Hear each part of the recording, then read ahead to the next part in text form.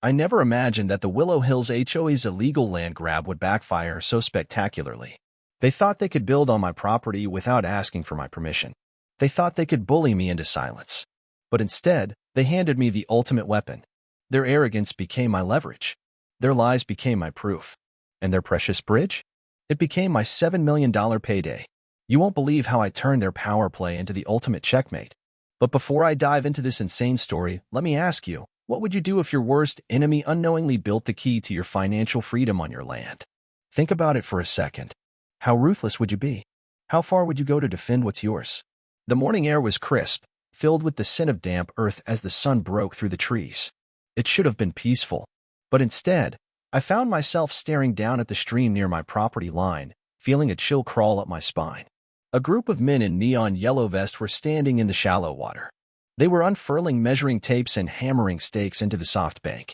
They moved with precision, their boots splashing quietly in the water as they called out numbers to each other. I tightened my grip on my coffee mug until my knuckles turned white. Something was wrong. Very wrong. This was my land. My sanctuary. And they were invading it. I left my porch and strode down the hill, my heart pounding louder with every step. The woods that had always felt like home now seemed to close in on me. Excuse me. My voice sliced through the hammering and murmured calculations.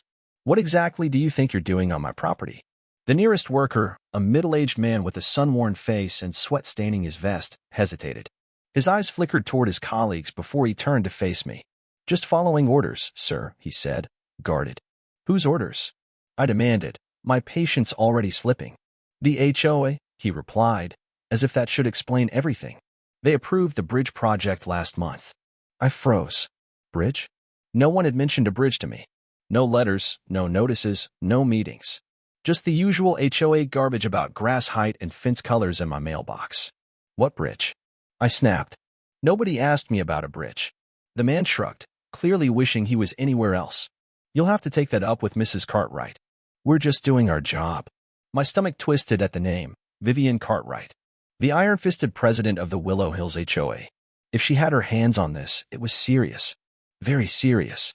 I followed the worker's gaze up the hill. And there she was, Vivian Cartwright herself, wearing her signature red blazer and pearl necklace, clipboard in hand, barking out orders like a field general. I clenched my fists and forced myself to breathe. This wasn't just a misunderstanding. This was a power play, and I was about to find out how far Vivian was willing to go. I stormed up the hill, my boots grinding into the dirt. My property deed was clutched tightly in my fist. The morning sun glinted off Vivian's pearls as she scribbled on her clipboard, looking entirely too pleased with herself. Vivian. My voice was sharp. Half the people standing nearby turned to look, but none of them spoke. Vivian barely glanced my way. Oh, Ethan, she said, sugar sweet. I was wondering when you'd come over. I held up my deed. There must be some mistake. You can't build anything here without my permission. Vivian sighed, flipping a page on her clipboard. The board voted unanimously last month. This connecting bridge will improve community access to the park and increase property values. It was all in the newsletter. I inhaled sharply, disbelief nearly knocking the wind out of me. I never received any notice, I growled. And more importantly, you're building on my land without my consent. That's illegal.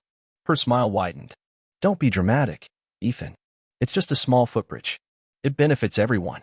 Why stand in the way of progress? I shook my head, shoving my survey in her face.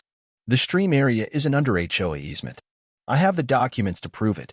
Vivian didn't even glance at them. Construction starts tomorrow, she said, returning to her clipboard. I'm sure you'll see how lovely it is once it's finished. I forced myself to stay still. Around us, neighbors had gathered. When I met their eyes, they quickly looked away. By the time I walked back to my house, my pulse was still pounding. I had just become the enemy. But this wasn't over. Not even close. I called my lawyer, Sophie Tran, before the anger in my veins had cooled. She picked up on the second ring. They're building a bridge on my property, I told her, struggling to keep my voice calm. Tell me everything, Sophie said. I laid it all out. The survey stakes. Vivian's smug dismissal. The so-called easement. They can't do that, Sophie said, her voice turning to steel. If your deed shows you own the land, they need your consent. Period. I'll draft a cease and desist letter today. Relief flickered in my chest. But it was short-lived. Vivian acted like she was untouchable. And people like that don't stop. The next morning, I was up before dawn. I stood at my window, watching, waiting. At exactly 6:30 a.m., the rumble of heavy machinery broke the silence. An excavator rolled onto my property, its massive claw digging into the earth near my stream. I ran down the hill. "Stop. You're trespassing." The foreman turned toward me, discomfort on his face. "We have authorization from the HOA. I shoved Sophie's cease and desist letter in his face. "This is my authorization. You're violating private property laws." The man didn't budge. "Take it up with the HOA." I looked past him and found Vivian standing off to the side, smirking. "You want to play games?" I called to her. "Fine. You just made the biggest mistake of your life." Vivian's smug expression faltered. For just a second. But she quickly recovered. "Surveys can be interpreted differently," she said, adjusting her necklace. "You're building on my land without permission," I said, my voice low and steady. "That makes it illegal." She gave me a look full of pity, as if I was just some foolish man making a scene. But I had a plan. That night, I scoured county records, environmental codes, and easement laws. I barely slept. By morning, my kitchen was covered in papers. And then my phone rang. "Ethan Carter," a man's voice asked. "Thomas Reed. Riverside Development. I've been following your situation." I was cautious. "What do you want?" "That bridge they're building? It might be worth millions. Meet me tomorrow. Oak Street Cafe. 9 a.m. The line went dead. The next morning, I found Thomas waiting at a corner table. He slid a folder toward me. "The township has wanted to connect its trail system for years. This bridge solves their problem if it has legal access, which only you can grant." I flipped through the documents, my pulse pounding. "They need me," I said. Thomas smiled. "And they're willing to pay." Vivian thought she had me cornered. But now I had leverage. Real leverage. I walked past the construction site later that day, smiling politely. "The bridge looks great," I told her. Vivian's eyes narrowed. "Suspicious. What are you up to?" "Just wondering if you got permits from the Army Corps of Engineers," I said casually. The HOA treasurer blanched. "You said that wasn't necessary," he whispered. Vivian glared at me. "He's bluffing." I shrugged. "Might want to check federal regulations." Vivian had no idea how much the game had changed. And this time, I was holding all the cards. The next week, I gathered my evidence. Trespassing. Ignored legal notices. Environmental violations. And then I leaked everything to a local environmental group.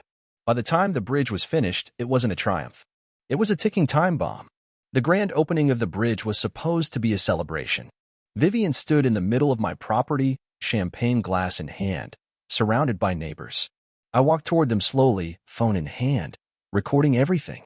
"Lovely party," I said. "Pity no one got the property owner's permission." Vivian's grip on her glass tightened. "Everyone will benefit," she said, forcing a smile.